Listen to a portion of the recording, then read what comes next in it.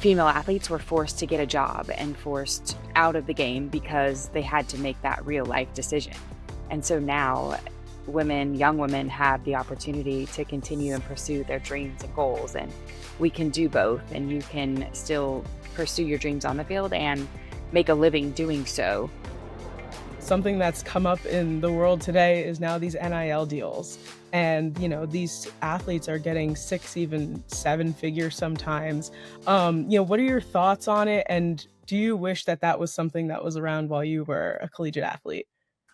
I have so many mixed emotions. I mean, of course, we hope, we all would love to make money and have opportunity through sport. And honestly, I was so excited about our scholarship check that we got every month, and when school ended, the World Series was always after school ended for us at University of Arizona. And so we'd always get per diem money. And we were so excited about $25 a day that we got for per diem. I know, just so to see how far we've come, it's really exciting, and I love that these athletes are being rewarded for their hard work and having the opportunity to represent companies and brands at a younger age, and using the platforms that they have to not only grow their sport but grow their own platforms.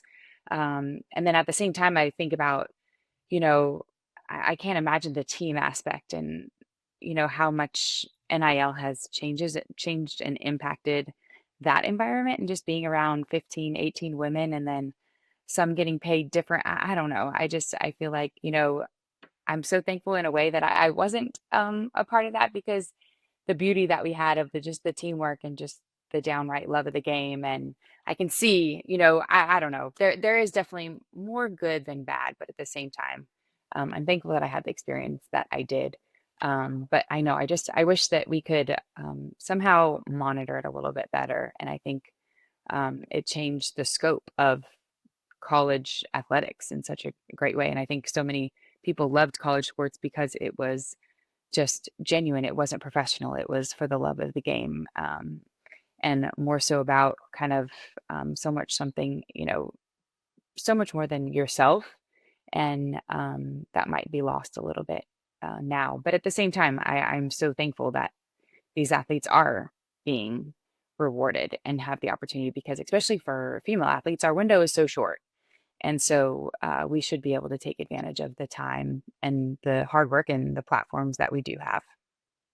Absolutely, and, that's interesting that you brought that up because I was kind of thinking, you know, it's great, obviously, there's the goods and the bads, the pros and the cons, but, like, I feel like these deals are also trying to help propel women's sports in general moving forward, so, do you see that that is helping not only in college, but also just, like, moving these women on to the pro leagues and things? Like, do you feel like the NIL deals are almost doing that in that way to help obviously there's always this pay gap in women's sports compared to men's sports and so on.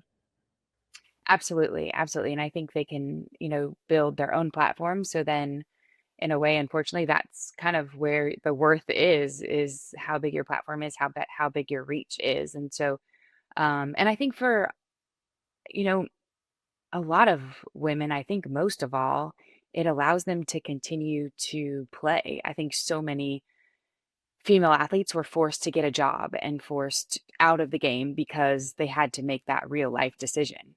And so now young women have the opportunity to continue and pursue their dreams and goals. And we can do both, and you can still pursue your dreams on the field and make a living doing so. And so I think that's the best part, is just seeing how many more women can continue on. And for women, we peak later. And so I love one of my favorite things about the professional league was it wasn't always the big stars from the big name schools, Power Fives.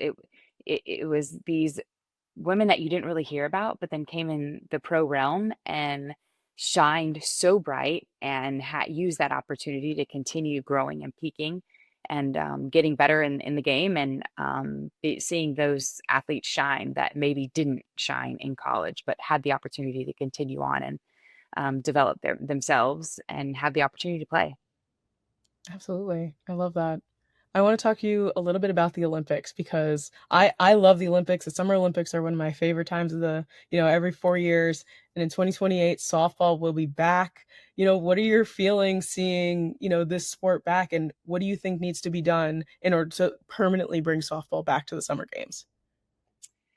I'm not sure what needs to be done, but I think, Coach Kendra that was the hardest part. In 1996, softball was put into the Olympic Games, and I was a part of Title IX, and I was blessed enough to be on the 2004 Olympic team. So we'd only seen the opportunity grow and the game evolve.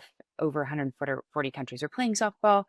And so to be able to witness that and see that, and then all of a sudden, boom, we're out of the Olympics. And it was just like that. And it was like, wait a minute, like, nothing's being taken away. Like, we're pushing forward. How can it all of a sudden be wiped away? But what a huge wake up call it was, that anything can happen and you never know. You have to take advantage of every opportunity that you can. And you can't only just walk through the door, you have to barge your way through the door and keep pushing forward. And so then, yeah, and you hope to leave the game better than you found it. And so that was the hardest part, was having to look at these young girls that dreamt of being an Olympian that no longer had that dream. And how do we go backwards 25 years, and just like that. And so to be able to see it back, obviously we're in 2020 in Japan, and they've changed the Olympic rule a little bit.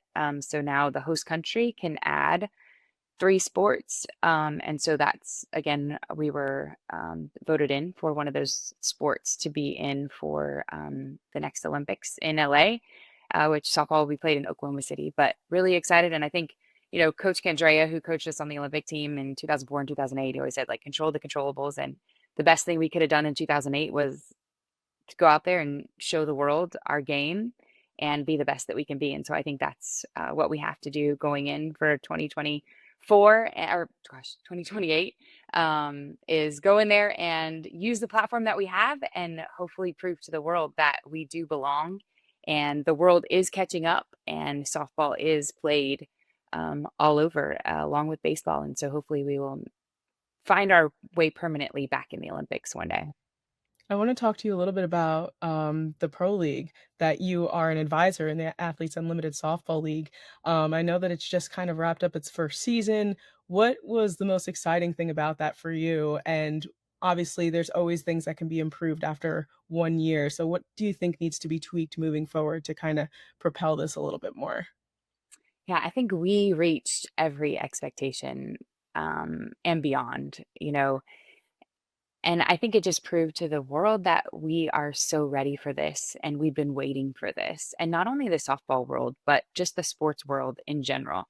And so, yeah, we had over 20 sellouts, and this was a six week schedule. So very limited games, but MLB coming on board, Sephora coming on board, these brands. The MLB partnership was huge. We're on MLB Network, we're on MLB.com. Being able to have access and use the platform of Major League Baseball has been just a tremendous jolt forward in so many ways. So we can be more thankful for their partnership and investment in the AUSL. This season we had four teams and they went on tour.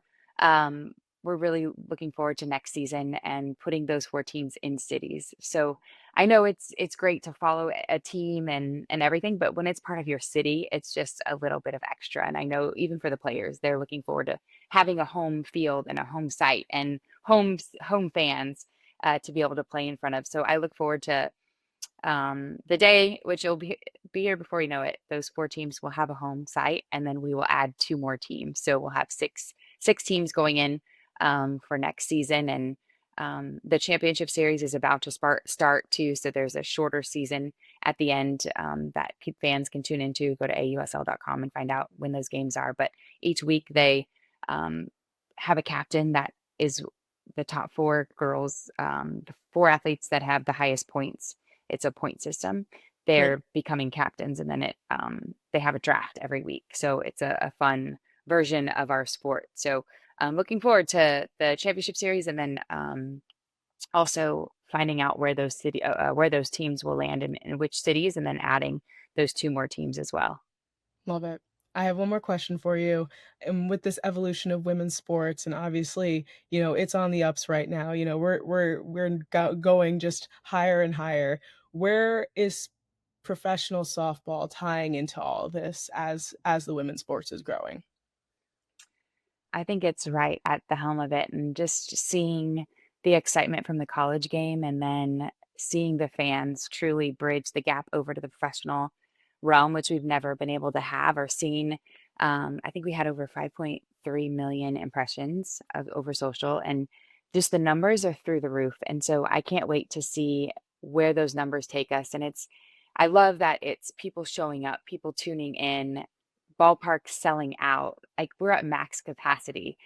We're gonna have to build bigger softball stadium. So it just proves that we are so ready for this and hungry for this. And I know the athletes, it was a dream for them to be able to have a real salary, have a real support system, have a general manager, have coaches. And I think it goes so far beyond even the players. We think about the players on the field, but Jade Hewitt, who was a photographer, came up to me before the season started and said, Jenny, I always thought I would have to go over to baseball or go into male sports. But I now have a professional job in professional women's sports. I get to do what I love and follow who I love. And so it's just on so many levels, it's a dream. We couldn't be more thankful to have Kim Eng come over and be our commissioner. And um, the star is so bright, and the future is above and beyond. And so I cannot wait just to see what the future holds and how we just can continue this momentum from just the movement of not only softball, but women in sport.